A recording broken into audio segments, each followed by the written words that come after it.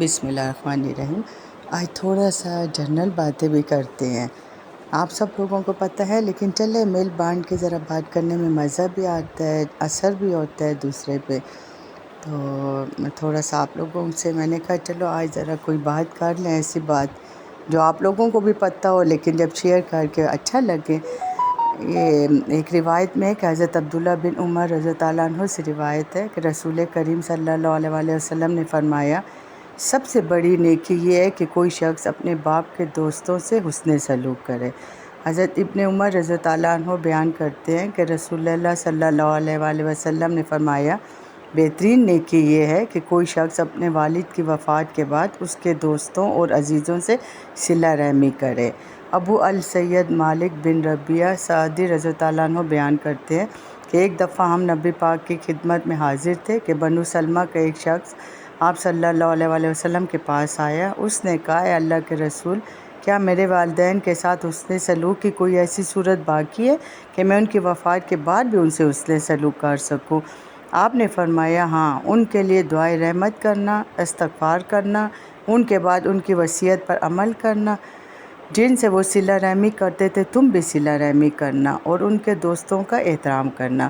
حضرت ابو ہریرہ رضی اللہ عنہ سے روایت ہے کہ آپ صلی اللہ علیہ وآلہ وسلم نے فرمایا، کوئی بچہ اپنے والد کے احسان کا بدلہ نہیں دے سکتا، یعنی اس کے علاوہ کہ وہ اپنے والد کو غلام پائے اور اسے خرید کر آزاد کر دے۔ حضرت عبداللہ بن عمر رضی اللہ عنہ بیان کرتے ہیں کہ ایک شخص رسول اللہ صلی اللہ علیہ وآلہ وسلم کی خدمت میں حاضر ہوا تو اس نے کہا، میں والدین کو روتے ہوئے چھوڑ کر ہجرت کے لیے آپ صلی اللہ علیہ وآلہ وسلم کی بیعت کرنے حاضر ہوا ہوں۔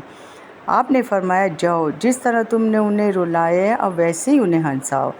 حضرت ابو سعید الخدری رضی اللہ عنہ بیان کرتے ہیں کہ ایک شخص یمن سے ہجرت کر کے رسول اللہ صلی اللہ علیہ وآلہ وسلم کی خدمت میں حاضر ہوا تو آپ نے فرمایا، کیا یمن میں تمہارا کوئی رشتہ دار ہے؟ اس شخص نے کہا، میرے والدین ہیں۔ تو آپ نے فرمایا، کیا انہوں نے تمہیں ہجرت کرنے کی اجازت دی؟ اس سے کہا، نہیں۔ آپ نے فرمایا، انہی کے پاس لوٹ جاؤ، ان سے اجازت طلب کرو، اگر وہ اجازت دے تو جہاد کرو، ورنہ ان کے ساتھ نیکی کرو، حسن سلوک سے پیش آؤ۔ حضرت عمرو بن شعیب رضی اللہ عنہ اپنے والد سے اور وہ اپنے دادا عبداللہ بن عمرو رضی اللہ عنہ سے روایت کرتے ہیں کہ ایک شخص نبی صلی اللہ علیہ وآلہ وسلم کی خدمت میں حاضر ہوا تو اس نے عرض کی، اے اللہ کے رسول، میرے پاس مال اور اولاد ہے، جبکہ میرے والد میرے مال کے ضرورت مند ہیں، میں کیا کروں؟ آپ نے فرمایا، تم اور تمہارا مال تمہارے والد کا ہے، بے شک تمہاری اولاد تمہاری پاکیزہ ترین کمائی ہے، لہٰذا اپنی اولاد کی کمائی میں سے کھاؤ۔ حضرت ابن عباس رضی اللہ عنہ سے روایت ہے کہ ایک شخص نے کہا، یا رسول اللہ صلی اللہ علیہ وآلہ وسلم، میری ماں مر گئی ہے، اگر میں اس کی طرف سے صدقہ دوں تو کیا اس کو فائدہ دے گا؟ تو آپ نے فرمایا، ہاں۔ تو اس نے عرض کیا، میرا ایک باغ ہے، تو میں آپ کو گواہ کرتا ہوں کہ میں نے اس کی طرف سے صدقہ کر دیا، یعنی ماں کی طرف سے نا۔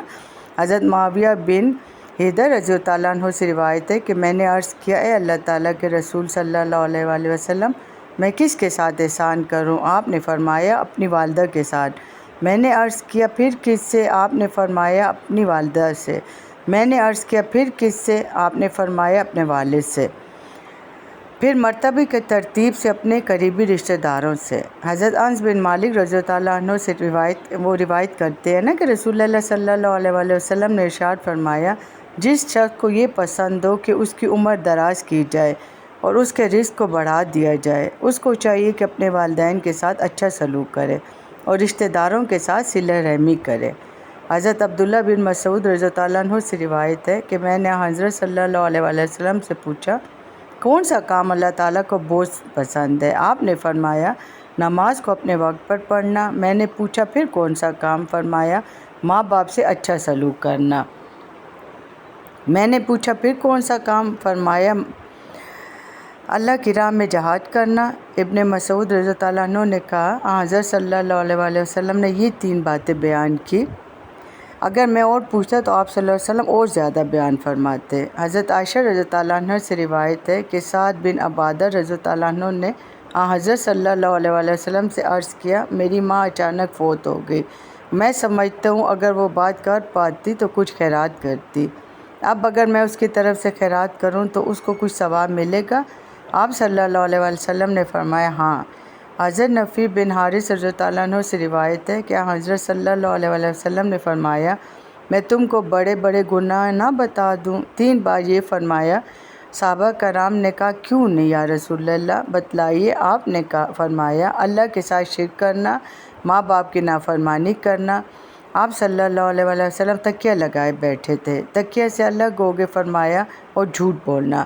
حضرت ابو ہریرہ رضی اللہ عنہ سے روایت ہے کہ رسول کریم صلی اللہ علیہ وسلم نے فرمایا جب انسان فوت ہو جاتا ہے تو اس کے اعمال کا ثواب منقطع ہو جاتا ہے، لیکن 3 اعمال کا ثواب جاری رہتا ہے: صدقہ جاریہ، علم نافع، نیک اولاد جو اس کے لیے دعا کرتی رہے۔ حضرت عبداللہ بن عمر رضی اللہ عنہ سے روایت ہے رسول کریم صلی اللہ علیہ وسلم نے فرمایا آدمی اپنے باپ کے مال کا ذمہ دار ہے اور اس کی ذمہ داری کے بارے میں پوچھا جائے گا۔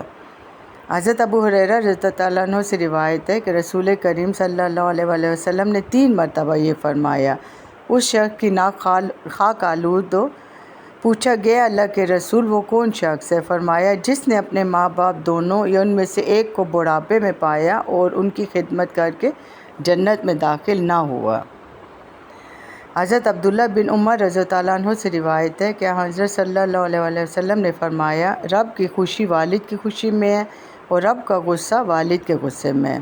حضرت ابی رزین عقیلی رضی اللہ عنہ سے روایت ہے کہ میں نے رسول کریم صلی اللہ علیہ وسلم کی خدمت میں حاضر ہو کر پوچھا اے اللہ کے رسول میرے والد بہت بوڑھے ہیں، وہ حج اور عمرہ کی قدرت نہیں رکھتے اور سوار بھی نہیں ہو سکتے، کیا میں ان کی طرف سے حج ادا کر سکتا ہوں؟ آپ نے فرمایا تم اپنے والد کی طرف سے حج اور عمرہ کر لو۔ حضرت عبداللہ بن عمر رضی اللہ عنہ سے روایت ہے کہ رسول اکرم صلی اللہ علیہ وسلم نے فرمایا 3 اشخاص ایسے ہیں جن پر اللہ تعالیٰ نے جنت حرام کر دی ہے: ہمیشہ شراب پینے والا، والدین کا نافرمان، اور وہ بے غیرت جو اپنے گھر میں بے حیائی کو دیکھنے کے باوجود اسے برقرار رکھتا ہے۔ حضرت عائشہ رضی اللہ عنہا سے روایت ہے کہ میں نے کسی ایسے آدمی کو نہیں دیکھا جو عادات کے لحاظ سے فاطمہ رضی اللہ عنہا سے زیادہ رسول کریم صلی اللہ علیہ وسلم کے ساتھ مشابہت رکھتا ہو۔ جب وہ آپ کے پاس آتی تو آپ ان کے لیے کھڑے ہو جاتے اور انہیں اپنے بیٹھنے کی جگہ پر بٹھاتے، اور جب آپ ان کے ہاں تشریف لے جاتے تو آپ کے لیے کھڑی ہو جاتی، تو آپ کا ہاتھ پکڑتی اور آپ صلی اللہ علیہ وسلم کا بوسہ لیتی اور آپ کو اپنی جگہ پر بٹھاتی۔ حضرت معاذ رضی اللہ عنہ فرماتے ہیں رسول اللہ صلی اللہ علیہ وسلم نے مجھے 10 باتوں کی وصیت فرمائی: اللہ تعالیٰ کے ساتھ کسی کو شریک نہ کرنا اگرچہ تمہیں قتل کر دیا جائے اور جلا دیا جائے، والدین کی نافرمانی نہ کرنا اگرچہ وہ تمہیں اس بات کا حکم دے کہ بیوی کو چھوڑ دو، سارا مال خرچ کرو، فرض نماز جان بوجھ کر نہ چھوڑنا، کیونکہ جو شخص فرض نماز جان بوجھ کر چھوڑ دیتا ہے وہ اللہ تعالیٰ کی ذمہ داری سے نکل جاتا ہے، شراب نہ پینا کیونکہ یہ ہر برائی کی جڑ ہے، اللہ تعالیٰ کی نافرمانی نہ کرنا کیونکہ نافرمانی کی وجہ سے اللہ تعالیٰ کی ناراضگی اترتی ہے، میدان جنگ سے نہ بھاگنا اگرچہ تمہارے ساتھی ہلاک ہو جائے، جب لوگوں میں موت وبا کی صورت میں عام ہو جائے موت نہ جیسے طاعون وغیرہ اور تم ان میں موجود ہو تو وہاں سے نہ بھاگنا، گھر والوں پر اپنی حیثیت کے مطابق خرچ کرنا، تربیت کے لیے ان پر سے لکڑی نہ ہٹانا، ان کو اللہ تعالیٰ سے ڈراتے رہنا۔ حضرت جابر رضی اللہ عنہ سے روایت ہے کہ رسول اللہ صلی اللہ علیہ وسلم نے ارشاد فرمایا 3 خوبیاں جس شخص میں پائی جائیں اللہ تعالیٰ قیامت کے دن اس کو اپنی رحمت کے سائے میں جگہ عطا فرمائیں گے اور اسے جنت میں داخل کر دیں گے: کمزوروں سے نرم برتاؤ کرنا، نرم نہ، والدین سے مہربانی کا معاملہ کرنا اور غلام سے اچھا سلوک کرنا۔ حضرت ابو درداء رضی اللہ عنہ فرماتے ہیں میں نے رسول اللہ صلی اللہ علیہ وسلم کو یہ ارشاد فرماتے ہوئے سنا باب جنت کے دروازوں میں سے بہترین دروازہ ہے، چنانچہ تمہیں اختیار ہے خواہ اس کی نافرمانی کر کے اور دل دکھا کے اس دروازے کو ضائع کر دو یا اس کی فرمانبرداری اس کو راضی رکھ کے اس دروازے کی حفاظت کرو۔